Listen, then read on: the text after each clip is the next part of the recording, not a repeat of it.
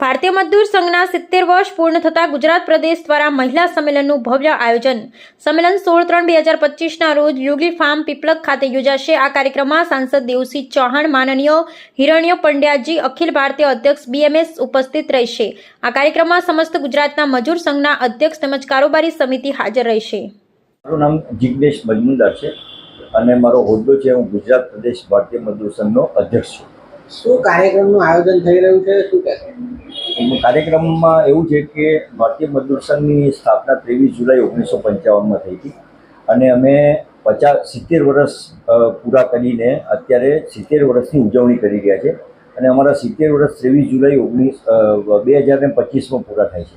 એટલે 23 જુલાઈ 2024થી 23 જુલાઈ 2025 સુધી એક વર્ષ અમે જુદા જુદા પ્રકારના કાર્યક્રમો સમાજ માટે કર્યા છે.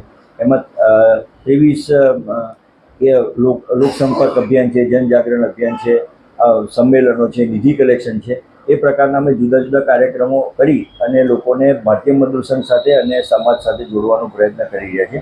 એ કાર્યક્રમોના ભાગરૂપે અમારે 9 તારીખે અમે જૂનાગઢમાં 1700 યુવાઓનું યુવા સંમેલન કર્યું અને 16 તારીખે 16મી માર્ચને રવિવારે નડિયાદમાં BAPS સ્વામિનારાયણ મંદિર ખાતે અમે આખા ગુજરાતભરમાંથી 3000 મહિલાઓનું મહિલા સંમેલન કરી રહ્યા છીએ. અને મહિલા સંમેલનમાં જ અમારા અખિલ ભારતીય અધ્યક્ષ HJ પંડ્યા અને અમારા ક્ષેત્રીય સંગઠન મંત્રી શ્રી શ્રીવી રાજેશજી હાજર રહેશે અને અમે જુદા જુદા વક્તાઓને અમે બોલાવીને એક મહિલા જનજાગરણનું એક અભિયાન કરેલું છે. આ અમારો પબ્લિકમાં અંતિમ કાર્યક્રમ છે, જાહેર કાર્યક્રમ. એ રીતે અમે અને આ જે કાર્યક્રમો છે એ કાર્યક્રમો હિન્દુસ્તાનના તમામ રાજ્યોમાં થાય છે. એને જ કડીના ભાગરૂપે ગુજરાતમાં અમે 16 માર્ચ 2025ના રોજ નડિયાદ ખાતે કાર્યક્રમ કરી.